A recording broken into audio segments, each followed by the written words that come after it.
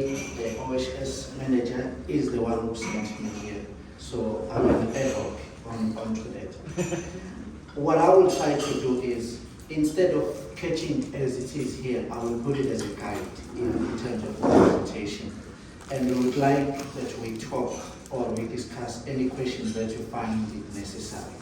On my side, I'm in the operational side, and I'm more than happy to basically share whatever experience that one has encountered.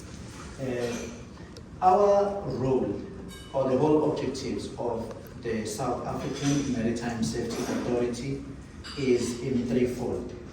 As you would see, life, property, that's what we look for. So for any vessel that has encountered any difficulty, any problems happening at sea or anything, even the crewmen themselves, death on board, injuries on board, that's where we come in. So, and when it comes to promoting the Republic's maritime interest, we talk about issues where we accredit institutions, where we look at the employment of the seafarers, where we look at the employability of them as well, in terms of the STCW trainings, also whatever that we need to sort of accredit as SAMSA with authority. So it's an authority that has got multifaceted issues. So this is what I'm going to be covering, our role, what we do as part of the welfare services, and the partnerships that we have, as well as current global development to improve seafarer welfare. As it can be seen in here, I know I like to move around and walk because then I get a view of people in it. So I'll try to be stagnant this time around. Yeah. Anyway, what we do, our obligation is governed by these publications. It's a Merchant Shipping Act, as well as the Maritime Labour Convention, and then we also do a C-188, that's mainly for fishing vessels. We do try to make it look like it's the same sort of thing, but there is a big deal because you find that the fishers are more local than we deal with an international crew in terms of MLC.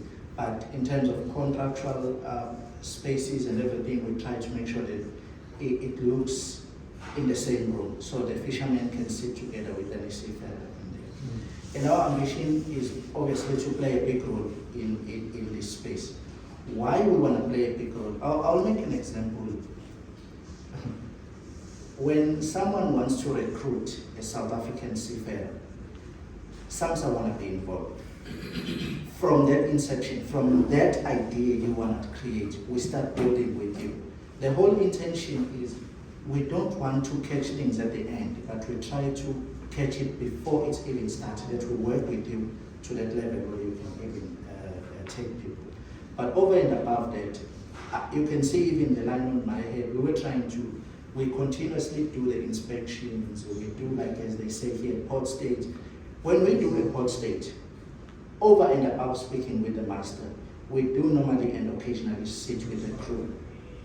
But the crew is always given. When I come on board and the crew is suffering or the crew is not particularly happy, the moment you come in, you see the eyes saying, we've got a savior, we've got someone to speak to. So by the time you speak to the master will, because we are also captains, we understand the tones, we sit with the masters of different characters. So you get to understand that, okay, this guy has got this way of leadership, and this is how we need to approach the crewing and how we must look at the crewing. So during our port states, these are the areas that we look at: the compatibility of the crew, the issues the crew is facing. And randomly, we will find, let's say in the galley, for instance, because on my port states, not that I love food, and let us be clear. It's just that we do visit a lot in the galley. Especially, we want to see the fridges. We want to see how they maintain and keep their foods, and how the hospitality, the cleanliness of the environment that they are working on. So when we come in there, yes, we do look like hungry, and we do put ourselves in their shoes. Can I be part of this team that eats in this environment? Can the food, how old is the food? How is the smell in the garden?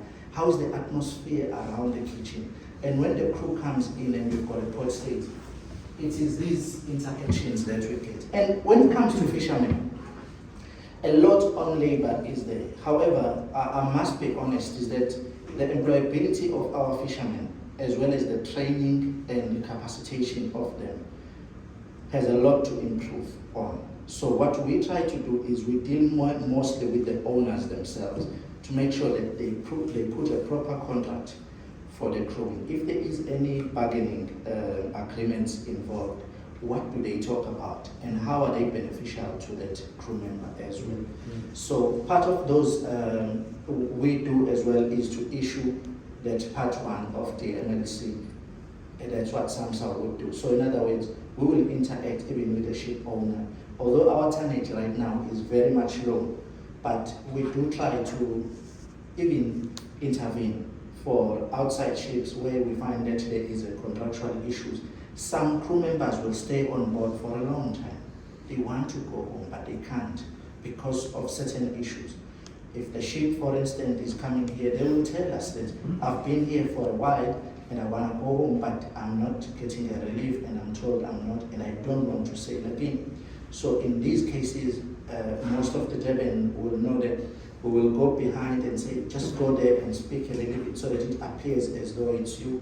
At times, you don't want to be in the front line. You want to come with a decision. You want to come with the final word instead of you starting the conversation. And then they will look, who is the crew who said what? So we try to, how we can play. For in our sake, the spouses of the very person who is here, the Ranswabe, he is the one we send sometimes. Just go there and find out. Call the crew. We've got this issue we want to work with, so come back and tell us what is happening. So yes, in that case, we work a lot with them. As it says here, the help desk themselves, at times, we even encourage that people can walk in our office, speak to us, tell us that we have an issue. They sign a form that my contract has been told I'm going to be paid $300, but now I'm being paid $150, and I don't know where is other $150 going to, and that is not fair for my side because blah, blah, blah. Then we collect that. We then approach the vessel in that regard. We do detain vessels based on the way that they treat the crew and the way that their manning is. Remember, part of the seaworthiness is to be properly manned, properly maintained, and properly supplied. So any of these three is missing, SAMSA comes in. So for us, when it comes to maritime issues, over and above taking over the training side or the accreditation side, we also take over the implementation or the operations of the practical side. So we always come in there. And as much as I would love to speak in depth about women and a lot of the harassment, what we have tried to do is,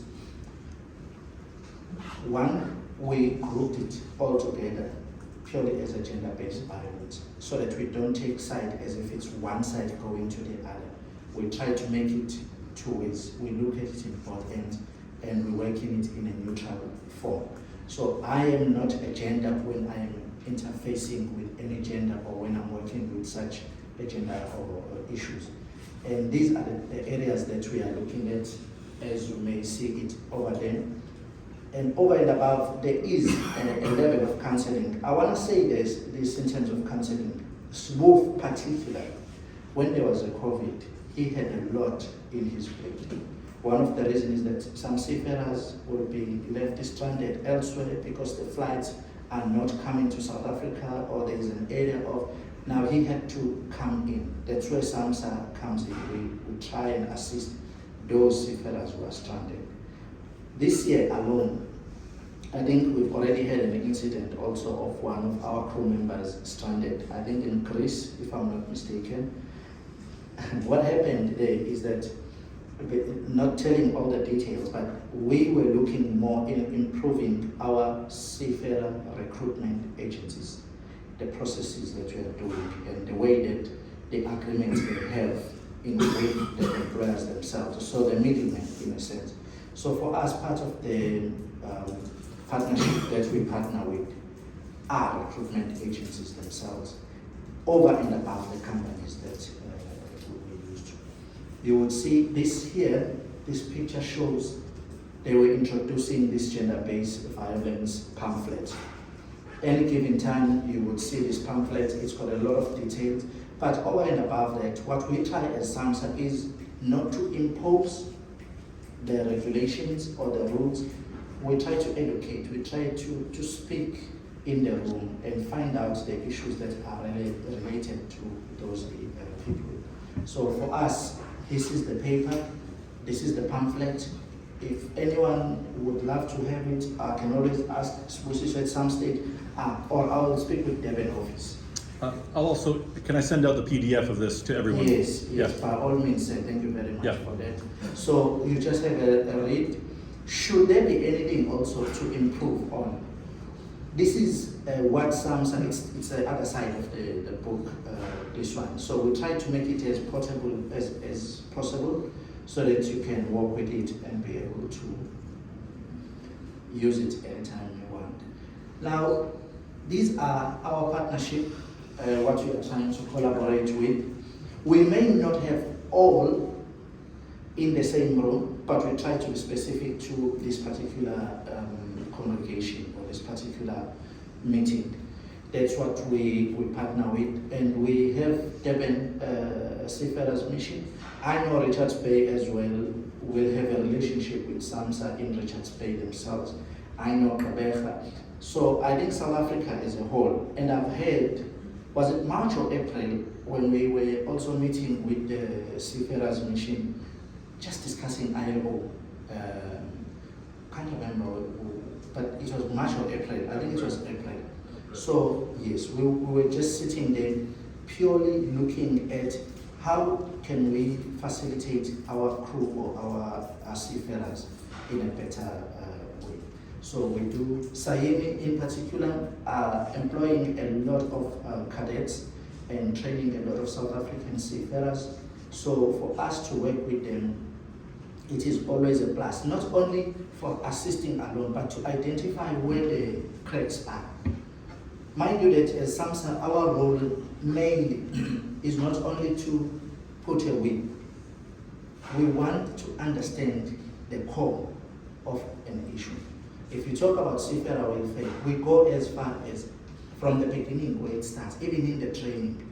How, if I can put it, how the conflict resolution has been addressed to these seafarers. So we go back to the schools themselves. How, if they are doing PSR, when they are doing PST, personal survival techniques, how is that area addressed? And then when we go back to implement something, it is based on all the curriculums that we've observed and relooked and reviewed. So that's basically our mission. So the partnership goes as far as schools, it goes as far as the shipping companies, it goes as far as the seafarers missions, as well as even the ITF themselves. We meet a lot with them. This is what we stand for in terms of influencing in the international discourse, particularly on gender-based violence, which is a big subject on ourselves now. We want to encourage our sisters to go out there, make it for themselves, and the number right now hasn't been attractive. So our work is mainly into encouraging such. So for every woman that goes out, in every now and then we do have a sit down on an occasional where we just find out the life at sea. But some will report if there was any shortcomings or there was an issue. And this joint venture is particularly to make sure that those things are covered. Where I am almost a change, a review, or do something, SAMSA would like to be part of that. When it comes to the outcomes and recommendations, this is the joint venture. I'll just give a snippet of the people that we have in the joint venture. It's our sister right there, Tandega, and Sbura and Zwabe. That's the gentleman who was supposed to be with us here. and also one of the IMO representative who's always been on the IMO all the time, I would say that way, our arm is September. So that is the team who looks carefully. So when I have an issue in the operation side, or when I have surveyed the vessel and I have detained the vessel based on the crew welfare or something, SBO will then come back and assess, review, and look at how they can be able, that we either make it a concentrated inspection on that particular subject, or how we address it in the main. So here are the considerations that we want to do. It's a joint venture. We want to review MSC as per 108. We are also part of the 190 in terms of the harassment. And the wording has been very much in the limelight. It is there to be changed, and that's what we're trying to encourage, as you can see on point number 7 there at the bottom. Ladies and gentlemen, I think I would like to just end it in this case. Why I like to end it here, it is easier when it comes both ways. Before anyone fall asleep, in short, what we try to do and achieve as SAMSA is, on the crew welfare, we first partner with the training institutions. We are there to accredit every single course that they are doing. When they have made a seafarer to be suitable, eligible to go to sea, we then partner with the recruitment agencies in the sense of making sure that we fall in place. We vet them. We make sure that if there is an incident relating to that particular seafarer recruitment, we don't only punish the owner or the ship owner, but we go as far as the recruitment agency themselves. We review that, we see what exactly went wrong. Was it a bargaining agreement, where it all went wrong, and then we see how they can improve it. So next year we want to see a whole lot of reviewed documentation, a lot of reviewed contracts.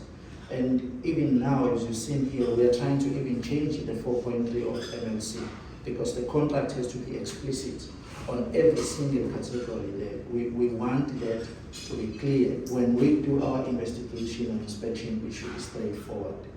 Otherwise, all the way up until the owner themselves, the crewmen, the captains on board the vessels, if they are foreign, we take seafarers' lives and welfare seriously. I thank you.